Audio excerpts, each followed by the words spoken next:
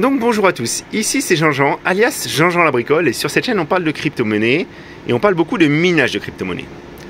Et aujourd'hui donc je voulais vous faire une vidéo sur le monde post-Ethereum.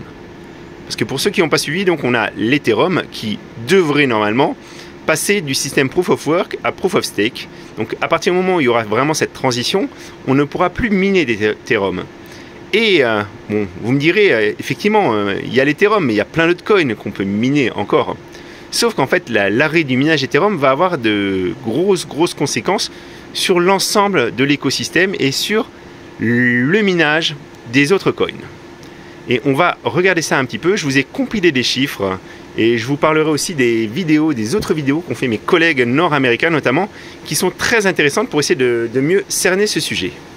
Alors, à 3, 1, 2, 3.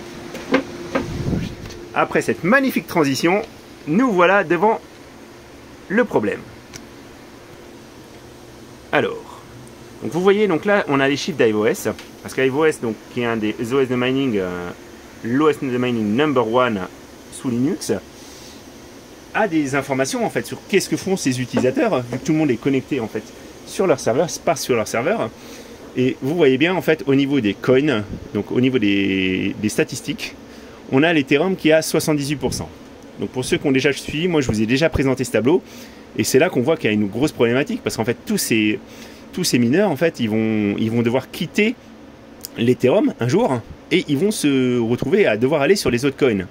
Et c'est là qu'on risque d'avoir un vrai goulot d'étranglement, parce qu'en fait sur les autres coins, il y a vraiment beaucoup moins de mineurs, et du coup quand il y a plus de mineurs, la difficulté de minage va augmenter.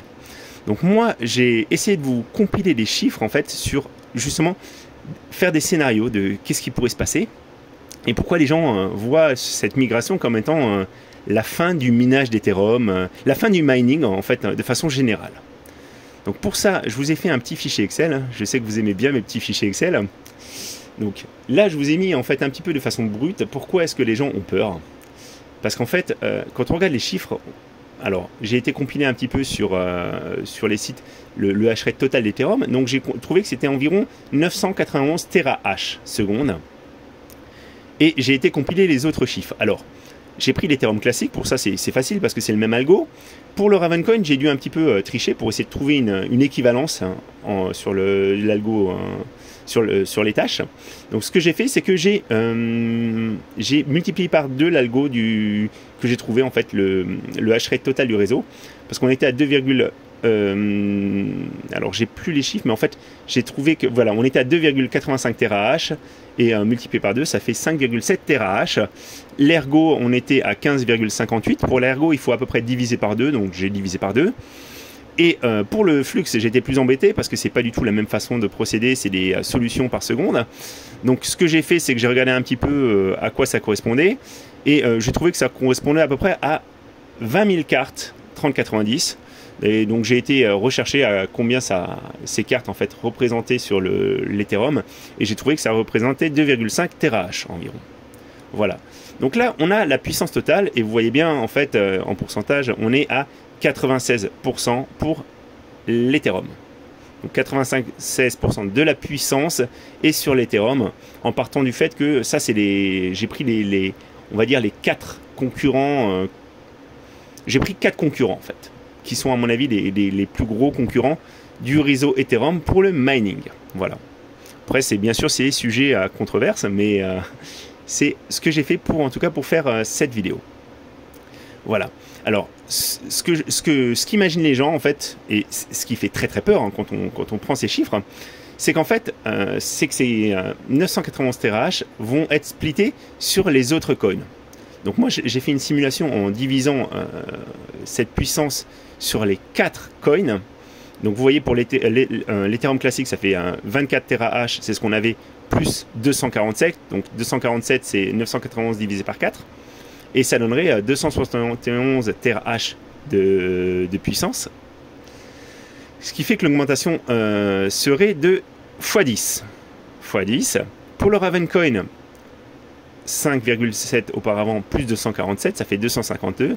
252,7 divisé par 5,7, ça fait une augmentation de 44 Donc là, on augmente la difficulté de 44. C'est pas plus 44%, c'est fois 44. Là, c'est fois 10. Voilà. L'ergo, 7,79 plus 247, ça fait 254. Donc fois 32. Et le flux, alors là, le flux, c'est encore mieux. On fait ça. Alors attendez, hop, il manquait une petite parenthèse. Donc 249,5 divisé par 2,5, ça fait fois 99. Et là, effectivement, c'est le clap de fin, le minage est mort et enterré, c'est juste pas possible des choses comme ça. C'est juste impossible. Sauf qu'en fait, en réalité, ça va pas se passer comme ça. Ça va pas se passer comme ça pour plusieurs raisons. Mais encore une fois, ce tableau, il est faux. Ça se passera pas comme ce que je vous dis là. Hein. Et ce que je vais vous présenter, de toute façon, c'est vraiment très très approximatif. Parce qu'il y a beaucoup de choses qu'on ne connaît pas. Par contre, il y a certains chiffres. Il y a certains chiffres qui sont réels. Donc, moi, j'ai voulu vous synthétiser pourquoi ça ne va pas se passer comme ça. Parce qu'en fait, pour moi, il y a déjà, en fait, les mineurs sont un atout pour les coins. Pour certains coins. Et c'est un relais de croissance. Parce qu'en fait, quand on a des mineurs, on parle de minage, on achète, on vend forcément. On augmente en fait donc le nombre de transactions sur les blockchains. Il y a aussi en fait des projets qui vont vouloir nous courtiser les mineurs. Donc pour rappel, vraiment l'Ethereum classique avait la même taille de DAG que l'Ethereum à une époque. Et quand l'Ethereum s'est débarrassé de tous les mineurs qui avaient des cartes avec 4 Go, Ethereum classique a forqué son algo pour récupérer justement ces mineurs. Alors, c'était dans leur intérêt, c'était pour sécuriser aussi leur réseau, hein, mais clairement, ils ont fait un move pour essayer de récupérer les mineurs. Donc, il va y avoir des coins et des systèmes en proof of work qui vont essayer de nous attirer, nous les mineurs. Et ensuite, je voulais vous dire aussi, il ne faut pas oublier, parce que moi je le pense clairement, ça j'en suis persuadé, que la blockchain Proof of Work, les blockchains Proof of Work, elles sont peut-être un peu dépassées en fait, sur certains sujets, hein, niveau consommation électrique, etc. Mais elles sont plus simples à maintenir et elles sont surtout beaucoup plus robustes. On l'a bien vu en fait récemment avec les problèmes du réseau Solana. En fait, il suffit qu'il y ait des problèmes au niveau des valideurs, ou alors il suffit qu'il y ait aussi des valideurs, parce que j'ai vu ça aussi, des valideurs qui ne fassent pas correctement leur travail, et ça peut vraiment poser des gros soucis aux différentes blockchains. Alors qu'avec le Proof of Work, à part si on arrive à déconnecter toutes nos machines, en fait, le réseau, il est vraiment très très robuste. Il est plus rustique, mais il est plus robuste. Donc ça va demeurer, ça, il n'y a pas de souci par rapport à ça. Il faut se dire aussi qu'il y a beaucoup de gens aussi qui sont arrivés, il y a des mineurs, alors je les ai mis les gamers NiceHash en fait, les gens qui ont découvert ça un peu par hasard, le mining, ils étaient en train de jouer à leur jeu, et puis ils ont eu des petites pop-up de NiceHash, venez rejoignez-nous, ils ont commencé à miner un petit peu de Bitcoin, ça les amuse, etc. Sauf qu'en fait quand le prix à un instant T va baisser, eux ils vont se dire, oulala, bah, finalement le mining effectivement c'est mort, moi je veux plus en faire. Donc eux ils vont partir. Il y a aussi des gens qui voient juste l'instant pécunier un instant T, et ceux-là aussi ils vont se dire oh là là.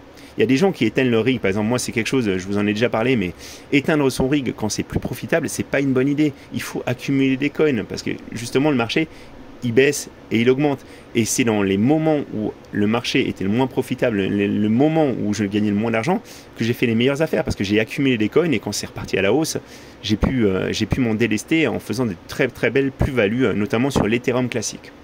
Voilà. Il y a aussi des gens qui vont prendre peur. Donc je sais que, alors moi je vous lis tout de suite, moi je vous ai toujours incité à la plus grande prudence sur ça, hein. Donc ceux qui ont pris des crédits pour acheter leurs cartes, ceux qui ont même vendu ou essayé de vendre leur maison pour s'équiper, et qui ont fait des all-in un peu sur le marché du mining, ceux-là effectivement, clairement, ils vont sortir, ils vont prendre tellement peur qu'ils vont essayer de se débarrasser de leur matériel, et c'est déjà ce qui est en train de se passer, hein. Voilà. Et c'est pas forcément du matériel qui repartira pour miner. Il y a aussi la chose, moi je l'ai vécu un petit peu, mais le coût de l'électricité et aussi va faire sortir des gens et a déjà fait sortir des gens. Moi j'ai eu des gens qui m'ont contacté par Discord qui me disent comment est-ce que tu fais? Moi c'est pas possible en fait, j'ai mon électricité qui est à plus de 0,30 ou plus de 0,40 centimes d'euros et effectivement plus le coût électrique augmente et ça quand je vous ai fait des vidéos sur les cartes graphiques, je vous en ai parlé. Faites bien attention à l'efficience parce que pendant vraiment le bull run, tout le monde n'en avait plus rien à faire de l'efficience, il fallait juste avoir des cartes, mais quand on consomme beaucoup d'électricité, ça représente vraiment un coût avec la hausse. Bon, c'est surtout nos amis belges qui ont eu ça, mais c'est vraiment des factures et surtout des régularisations un an plus tard qui font très très très mal, ça on est d'accord hein. Il y a aussi des gens qui vont arrêter le mining avec l'arrivée de l'été et des soucis liés à l'utilisation voilà, l'utilisation, les autres algos qui sont plus énergivores. Donc ça va bien avec le point numéro 9. Il y a beaucoup de gens, et ça on a tendance à le sous-estimer, qui ne sont pas vraiment intéressés par l'aspect technique. Quelqu'un leur a mis en place un rig de minage, ils ont trouvé ça génial, mais en fait ils ne sont pas prêts à faire l'effort intellectuel peut-être. Il manque de patience ou de temps aussi, hein, parce qu'il y a vraiment des gens aussi qui manquent de temps pour apprendre à miner un autre algo. Alors, s'ils vont sur l'Ethereum classique, vraiment, c'est vraiment absolument pas complexe. Par contre, s'ils vont sur un algo comme le Flux ou comme le Ravencoin, ils vont vraiment devoir faire des changements sur leur paramétrage. Et ça prend du temps et ça peut être un peu touchy. Il y a des gens qui sont très très limites aussi au niveau de leur installation de rig, au niveau de comment ils sont branchés, et il risque d'y avoir des déconvenus. Donc moi j'ai aussi vu des gens, alors ça c'est véridique, je ne comprends pas comment c'est possible, pendant tout le bull run, des gens qui ont laissé dormir des rigs de minage, parce qu'ils avaient un petit problème de config sur leur feuille de route, ou ils n'avaient pas le temps de le rallumer, hein, alors que c'était extrêmement rentable et que tous les jours en fait on générait vraiment beaucoup de profit. Donc ça c'est vraiment dommage, mais je me dis, si pendant le bull run ils les ont laissés éteints, c'est sûr que au moindre pépin, pendant cette période où ça sera sûrement beaucoup moins profitable, ces rigs ils risquent de finir dans un coin et puis de dormir là pendant un certain temps. Alors, un truc aussi qu'il ne faut pas oublier, c'est qu'en fait le prix des coins ne va pas rester identique. Il va y avoir des mouvements de ce côté-là. Et les chiffres en fait vont totalement changer si certains coins doublent ou triplent en valeur. Et ça c'est totalement réalisable et c'est une hypothèse qu'il faut se dire en fait. Tout ne va pas rester identique avec simplement une augmentation de la difficulté. Donc c'est pour ça aussi que ma vidéo est un petit peu... elle est simplissime, mais il faut bien partir sur certains postulats et de toute façon, ce que je vais vous présenter comme chiffre ici, ça ne sera pas ce qui va se passer, qu'on soit bien d'accord. Voilà. Alors, ce qui se passe aussi, c'est qu'en fait, on a aussi des grosses poules et des investisseurs qui ont énormément à perdre ou à gagner, qui ont investi énormément dans les poules de minage, dans les rigs de minage. Et je pense clairement que ces grosses poules, ces investisseurs privés, aujourd'hui, ils gouvernent une partie du marché. Et donc, je pense qu'ils peuvent driver les prix dans le sens qu'ils souhaitent, en achetant, en revendant, en diluant leur effort. Voilà. Et je voulais vous mettre aussi, ça c'est quelque chose dont je vous parle souvent, on reste au Far West. Il y a des gens qui ont déjà quitté le navire, et ça je l'ai entendu sur une vidéo d'un de mes confrères, parce qu'en fait, ils pensaient que ça allait être illégal avec l'Amica. Beaucoup de gens qui ne se sont pas suffisamment renseignés sur le minage. Et on reste dans le Far West aussi, et le législateur nous le montre tout le temps, qui peut faire la pluie et le beau temps. Le législateur, les différents très gros influenceurs, hein, aussi, hein, comme Elon Musk, ils nous montrent bien que, clairement, tout peut changer. Tout peut changer très très rapidement. Alors, maintenant, on va passer sur les chiffres. Ce que vous attendez depuis 14 minutes déjà. Alors, mes chiffres. Donc moi, je vous ai fait plusieurs propositions. Alors, je vais essayer de mettre en grand pour que tout le monde puisse bien voir. Donc, ma proposition numéro 1. Donc, je pars du postulat que le minage est de toute façon dominé par les ASICs Ethereum et qui compte au minimum pour 60% du hash rate. Donc ça, c'est des chiffres en fait, c'est des chiffres qui sont assez confidentiels, qu'on ne trouve pas, mais c'est pour avoir en fait un peu échangé et vu un petit peu mes différents confrères, que ce soit BitsBitTrippin, Red Panda, Son of a Tech qui en parlent. Donc ces ASICs, ils sont sur l'Ethereum. Et en fait, ils ne peuvent pas aller ailleurs que sur un autre algo Ethash. Donc pour eux, ça sera l'Ethash ou un autre Equihash Coin, ou ça sera le placard, parce qu'ils ne pourront pas faire autre chose. Donc moi, je pars du postulat qui sont environ 70%, qui sont un peu plus. Et mon premier postulat, c'est que 30% des GPU miners vont quitter le navire, ils vont arrêter le mining et puis refaire des jeux vidéo ou revendre le matériel qui n'ira pas forcément à nouveau dans le mining. Donc, moi, je suis parti, comme tout à l'heure, du principe qu'on avait 991 terahash sur l'Ethereum qui va aller ailleurs, qui va se partager. Donc, les ASICs, 693,7 terahash, les GPU 352. Donc, je vous ai mis arrêt du ménage. Alors, pour mes chiffres, j'ai mis 32%. Pas 30%, mais 32%, hein, c'était pour que je fasse des chiffres par rapport à mes calculs. Autre projet, parce qu'il y a aussi des gens qui vont aller sur d'autres projets que les projets que je liste dessous, parce que je suis parti sur l'Ethereum classique, le Ravencoin, l'Ergo et le Flux. Et en fait, à redistribuer, il y aura 166,5 terahash. Donc, si on le divise sur les différents algos, alors je l'ai divisé sur 3 algos, en fait le Ravencoin, l'Ergo et le Flux, ça fait 55,5 terahash par algo. Et donc voilà les nouveaux chiffres. Donc pour l'ETC, c'est là que c'est super violent, parce qu'en fait, au lieu d'avoir, sur le chiffre précédent, c'était 247 en plus, eux, ils récupèrent quasiment tous les ASICs. Donc là, j'ai mis carrément, eux, ils récupèrent tous les ASICs. Donc en fait, c'est 24,7 plus 693,7. Et donc en fait, au niveau de l'augmentation, c'est plus une augmentation de x10, c'est une augmentation de x28. Voilà. Et là, pour le coup, effectivement, c'est très très violent. Donc les ASICs sont là. Pour le Ravencoin, 5,7 plus 55, ça fait une augmentation de x9. Contre avant, une hausse de la difficulté de x44. Donc c'est mieux, mais c'est toujours très difficile. Pour l'Ergo, on est un peu mieux loti. Donc la baisse de la difficulté, elle passe de x32 à x7. L'augmentation de la difficulté, pardon, elle passe de x32 à x7. Et pour le Flux, 2,5 plus 55,49, voilà, ça fait x22. Donc ça reste encore très très compliqué, on passe de x99 à x22. Voilà. Ma deuxième proposition, on repart un petit peu sur le même principe, sauf que là, on fait partir 50% des mineurs GPU, qui se disent, c'est pas possible, on n'a pas anticipé, ils prennent peur, etc. Donc là, on a 176 terahash qui arrêtent le mining, 70 terahash qui vont sur d'autres projets, et à redistribuer, il nous reste 105 terahash. Voilà. 105 terahash sur les 3 algos, ça fait 35,2 par algo. Alors, sauf bien sûr pour l'Ethereum classique, parce qu'encore une fois, l'Ethereum classique va accueillir une très grosse majorité des ASICs. Voilà. Alors bien entendu, il y a d'autres coins qui peuvent être minés, mais pas sur d'autres algos. Donc ça sera vraiment sur de l'Ethash.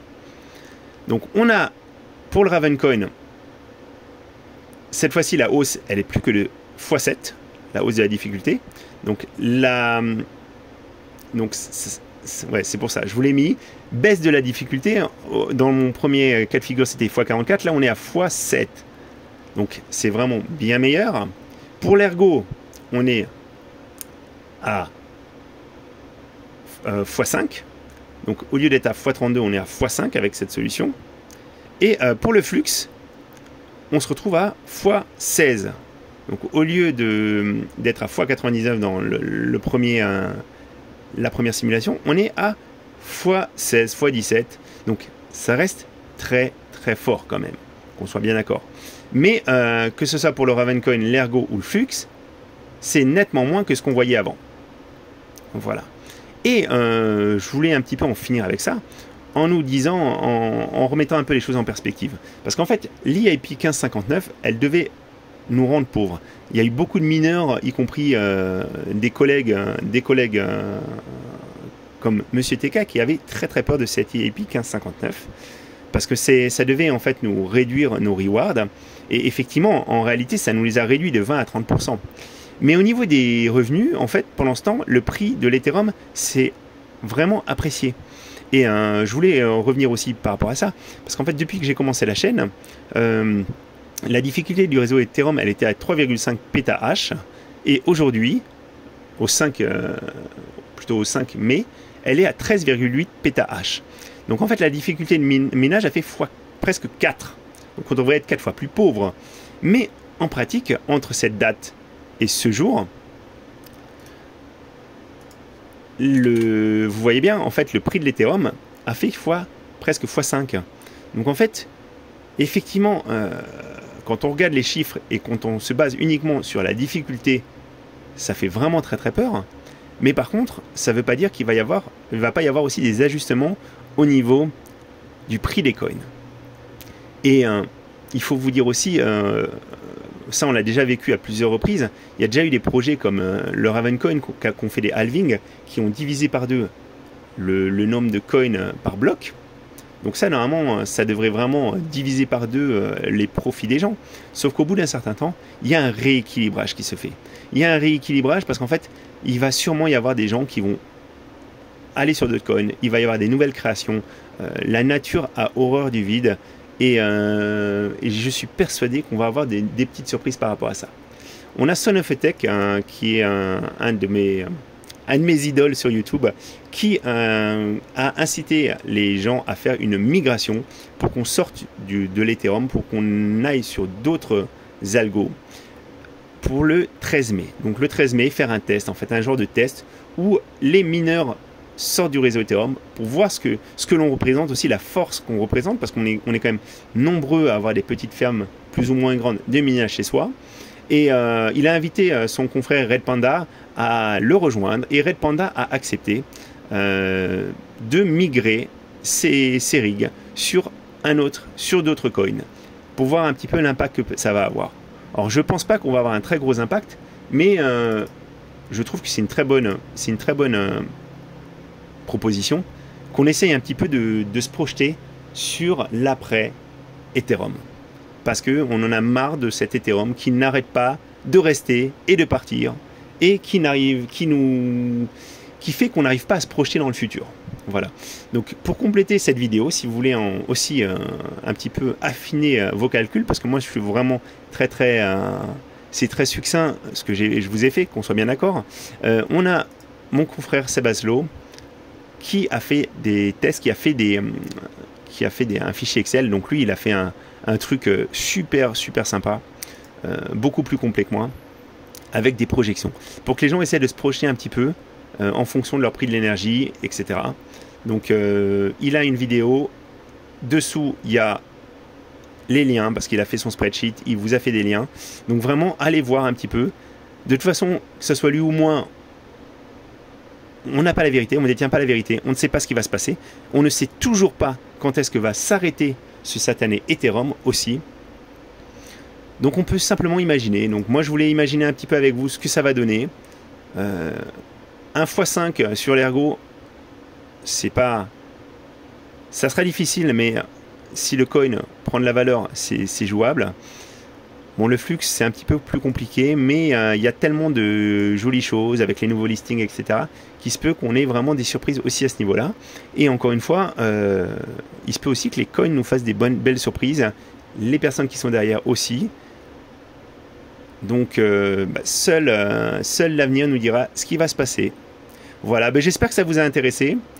J'espère que j'ai pas fait de grosses erreurs aussi au niveau de mes calculs, mais je pense que j'ai pas mal travaillé dessus, donc normalement je pense que vous avez une vision un petit peu de ce que j'imagine. N'hésitez pas à commenter et à me dire ce que vous en pensez, vous. Et moi, de toute façon, qu'on soit bien d'accord, je serai toujours là pour miner. Ça ne me dérange pas de miner à perte pendant un certain temps, parce qu'effectivement, c'est ce qui va se passer, je pense. Dans un premier temps, ça risque d'être vraiment compliqué, mais... est-ce que l'Ethereum va vraiment disparaître? Tout n'est pas encore joué à mon avis. Voilà. Longue cette vidéo. Je vous dis à très bientôt les amis et bon minage.